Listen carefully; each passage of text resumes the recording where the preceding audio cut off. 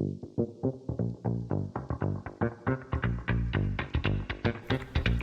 and welcome to Bipolar Thoughts. My name is Steven, and I'll be your host. Good morning, and welcome to Bipolar Thoughts. I say good morning because it's 4:45 here, and this is, I think, generally when I try to record my podcast because most everybody's asleep. When I say most everybody, I mean my girlfriend and my dog. But also, during the daytime, there's a lot of construction going on around my apartment complex, so it's just easier to get up and record earlier in the morning. I get up early anyway. I don't ever fucking sleep. So anyway, it's just easier to not combat and fight with all the construction, to just go ahead and get everything done, earlier in the morning. So this is going to be our second episode of Intelligence and Bipolar Disorder. Again, this one's going to be a little scripted. It's going to sound not as natural, and I guess as naturally flowing as most of my other episodes do. I really wanted these, I wanted these to be more informational than they were anything else. Like, I will still be, trying to put in my experiences and my own 2 cents into it, but this is mostly just an educational, informational, get you some basic knowledge of intelligence and bipolar disorder, because there's a lot of stigmas and stereotypes that go around that, and a lot of them are just simply not true. In the last one, we kind of covered a few things, like a few of those stereotypes, specifically like creativity, and that most people think that, they just automatically assume that people with bipolar are super creative geniuses, like Van Gogh or Edgar Allan Poe, and there's billions. Kanye is another one. To get more recent, people think that we have to be eccentric fucking rock stars or some shit, and that's just not the truth. Not all of us are super creative. Not all of us are artistic, or some of us are more logical. Sorry, like me, I'm more of a logical thinking person. I don't, like, if it doesn't make sense, it doesn't make sense to me, and I don't know, that's a whole other fucking thing. That is intelligence, but it's my intelligence, and we're not fucking talking about that right now. So anyway, back to the kind of the information. So let's just start off with, this is going to be intelligence and IQ. So it starts off, intelligence is a complex and multifaceted cognitive ability that encompasses various mental processes and skills. While there is no universally accepted definition of intelligence, it generally refers to the capacity for reasoning, problem solving, learning, adapting to new situations, understanding abstract concepts, and using knowledge to achieve goals effectively. I can say that for me personally, like, none of those sound like they really have, I have a problem with any of those. Like, none of those, they all sound like I'm pretty good on all those so far. So let's keep going. Intelligence quotient, IQ, is a numerical score that is commonly used to assess an individual's cognitive abilities relative to their peers. Okay, so some of the key aspects of IQ and intelligence assessments include verbal comprehension, memory, working memory, processing speed, perceptual reasoning, fluid reasoning, and quantitative reasoning. So verbal comprehension is this aspect assesses an individual's ability to understand and use verbal information, including vocabulary, language, comprehension, and verbal reasoning. Working memory refers to the ability to hold and manipulate information in mind temporarily. It involves mental tasks and like remembering and rearranging a sequence of numbers or words. I'll stop you right there. Mine is fucking horrible. And I don't know that that's necessarily just from the bipolar. I also have ADHD, so my working memory is just not that great, and it's hard for me specifically to tell which one is which, whether it's the bipolar, whether it's the ADHD, or what's really going on in there, and that can be really confusing. And so if you're dealing with that kind of thing too, just know that it's not normal. It's not unnormal for you to have those kind of this specific type of symptom, especially because ADHD and bipolar tend to kind of go in hand. And so if you've got one, it's probably gonna, you probably have a hard time with working memory. So, I mean, that's just for me. So let's go to the next. Processing speed. Processing speed measures how quickly an individual can perceive and process information. Tasks involve rapid mental processing, such as matching symbols or identifying patterns, are used to assess this aspect. Now, see, here's the thing for me. The working memory and the processing speed are bullshit. Because processing speed, I can process shit super fucking fast. Like, I can obtain information and like generally understand it pretty quickly. As far as remembering it, learning something new and processing something isn't a hard thing for me to remember. You tell me your birthday and then ask me to remember it 6 months from now, that might be a challenge for me. If you ask me what I want for breakfast and then ask me later on that day what I had for breakfast, I might not be able to tell you. I'm going to have to think about it pretty hard. Like, what the fuck did I have for breakfast? I can't remember. But if you ask me something that happened in 3rd grade, I can probably pull that up out of my memory bank. No fucking problem. If you ask me to, learn how to, I don't know, fucking rebuild an engine. I mean, I'm telling you right now, there's no way I could ever rebuild an engine. I'm just using the fucking very dramatic example. But if you ask me to rebuild an engine, learn how to do it, I could process the information, learn it, and do it pretty quickly and efficiently enough to at least explain how to rebuild the fucking engine. I may not be able to physically do it, but at least I would know how to do it. And here's what I always tell people. I can learn something and be good at it and learn and know how to do it, but I'm just not an expert at it. Like, I can learn how to play golf, and I know how to play golf. I'm not an expert at golf, but I can play golf, if that makes sense. Like, I don't know, I feel like I'm rambling a little bit. I'm also slightly manic too, so I'm kind of coming down off that manic phase. So if I ramble a little bit, I do apologize. Okay, so perceptual reasoning. Perceptual reasoning involves understanding and solving nonverbal problems such as spatial puzzles, pattern recognition, and visual motor integration.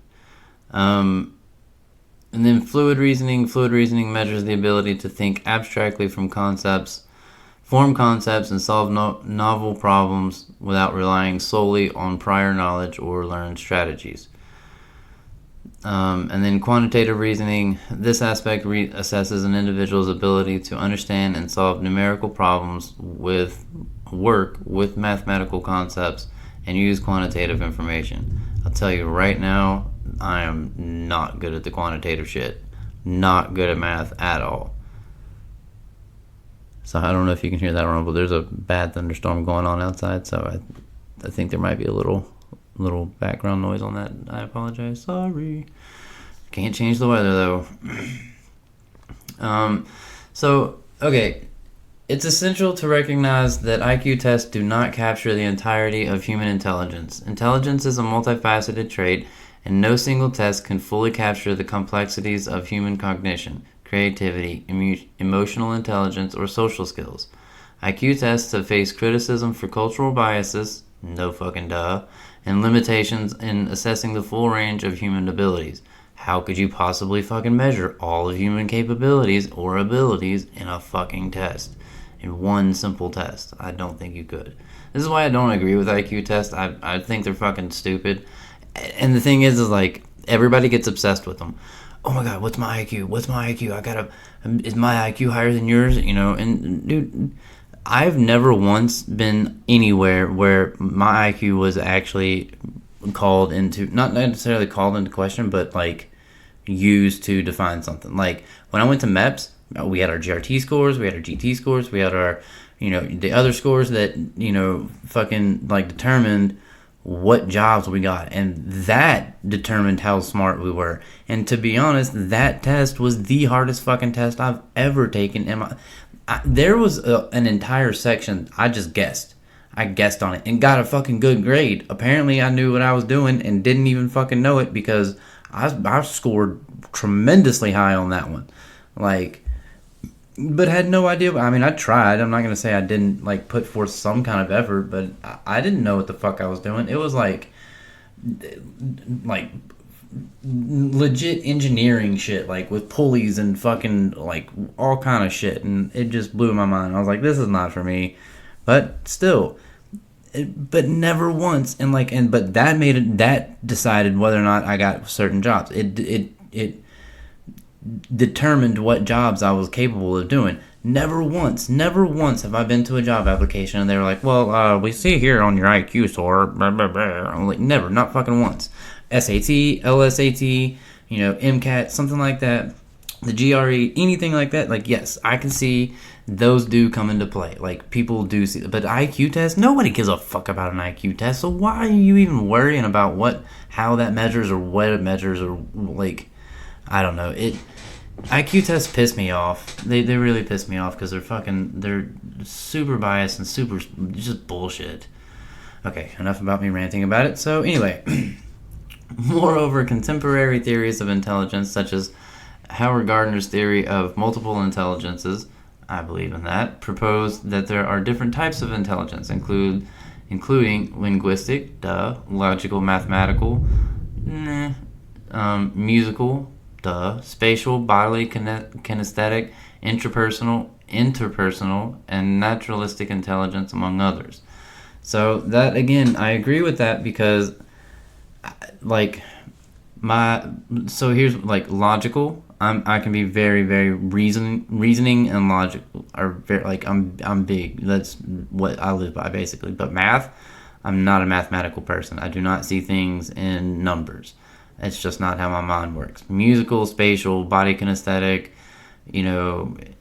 linguistic, not so much, naturalistic intelligence, all those kind of things, like, those make sense to me, but that doesn't mean that all these other things, like, just because my linguistic intelligence isn't as great as my musical or my spatial intelligence doesn't mean that I'm not smart, anyway. So it's hard for me to imagine one singular test that goes through and,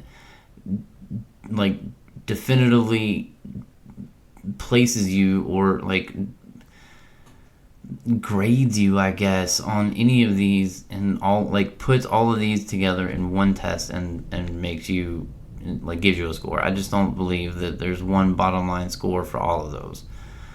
So anyway, that kind of brings us to the next point. Overall, while IQ tests can provide valuable insights into certain cognitive abilities, it is essential to consider a broader view of intelligence that encompasses various dimensions and acknowledges the uniqueness and diversity of human cognitive capabilities. So traditional assumptions about intelligence and mental health have often been influenced by cultural and historical stereotypes. These assumptions can be harmful, perpetuate stigma, and overlook the complexities of both intelligence and mental health. Some of the traditional assumptions include, and these are going to be fun, I guarantee it, intelligence equates to academic achievement. A common assumption is that intelligence is solely measured by academic performance, such as high grades in school or success in standardized tests. This perceptive overlooks other valuable forms of intelligence such as creativity, emotional intelligence, problem-solving skills, and practical knowledge. See, now that I agree with, because I'm not a good test taker because of my ADHD, but I do get high grades, and I can be pretty creative. I have great. Ooh, did you hear that? Oh shit.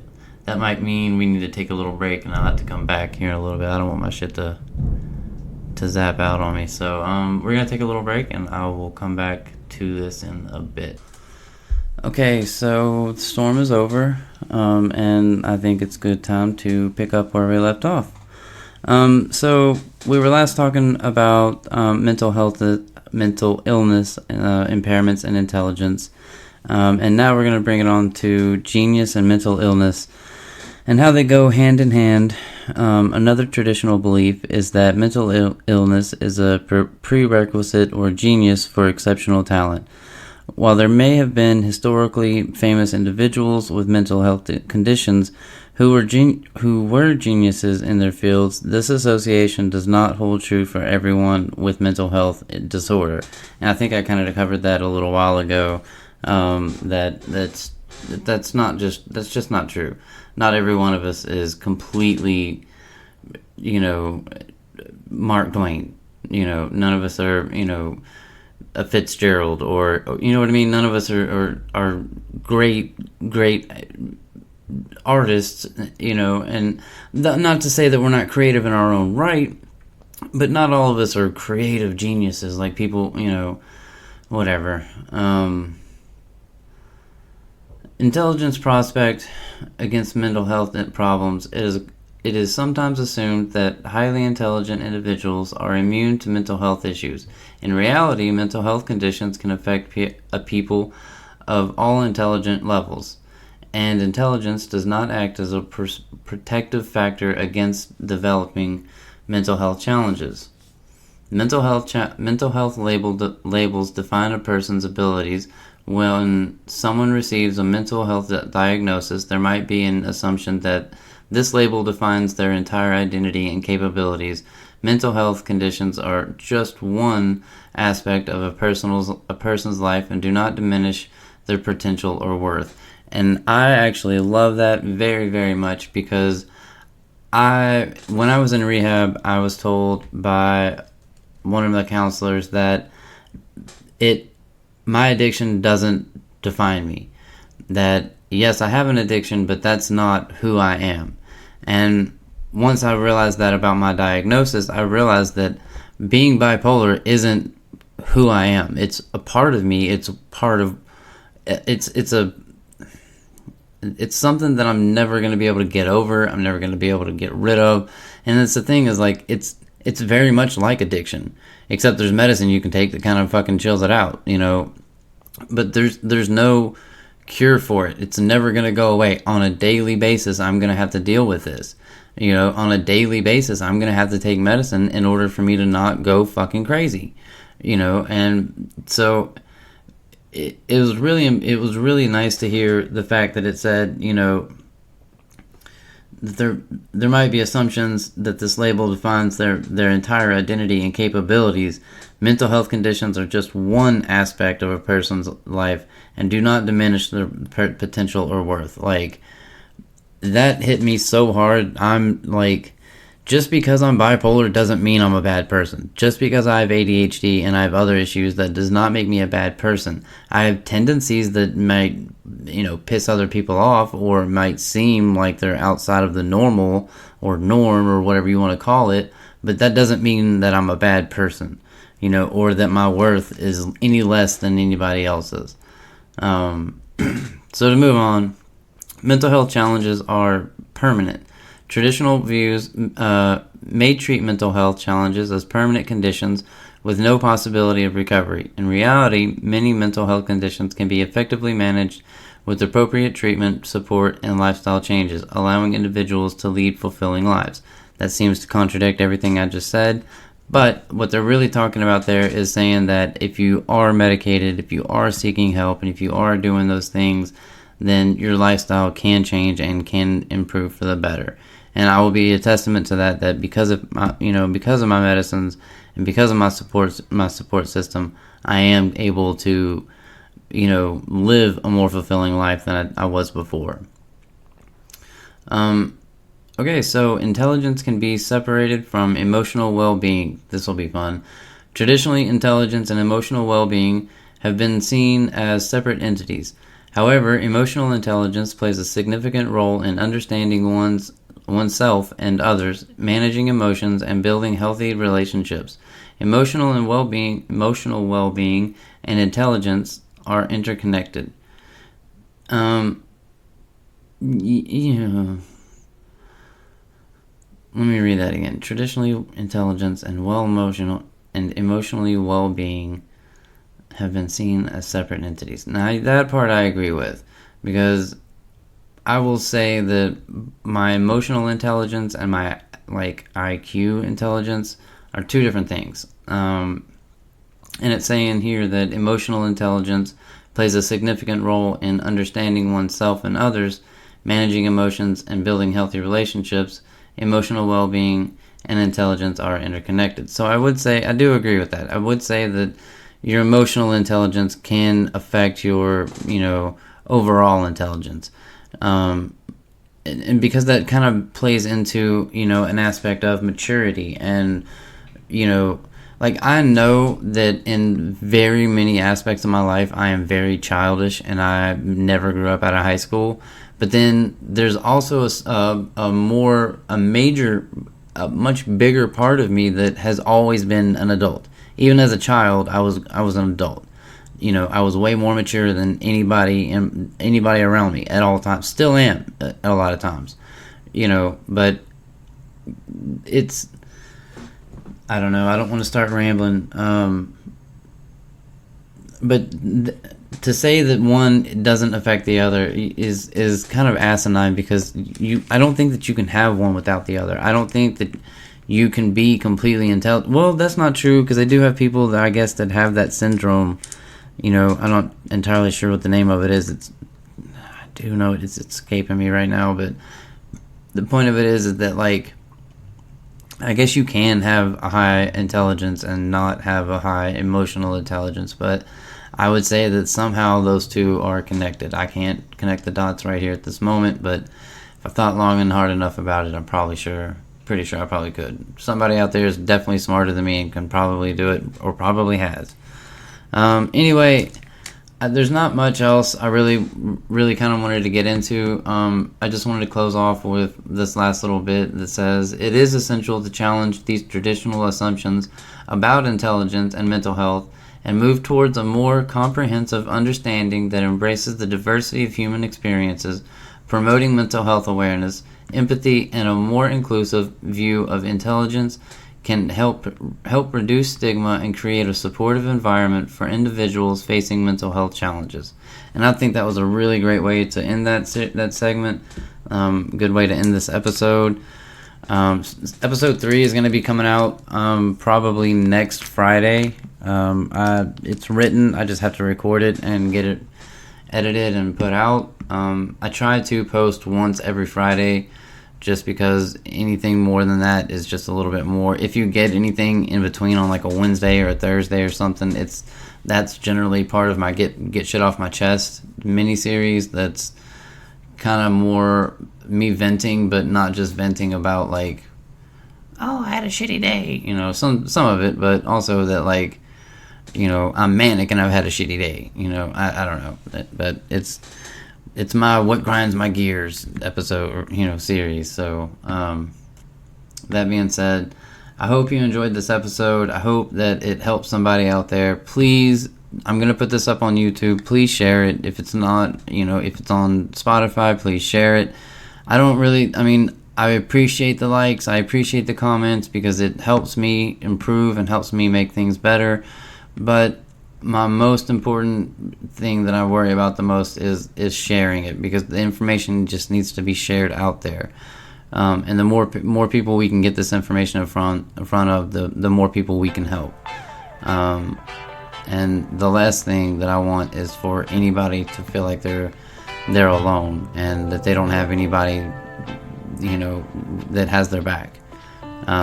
So if you have any ideas, if you have any, requests or anything, anything you want me to cover, shoot me an email, or, I'm on Instagram. You can hit me up on there, YouTube, Spotify. There's tons of places you can find me. So yeah, just, hit me up. And remember, I'm going to say this as I close every episode. Remember that you don't have to sit in the dark alone.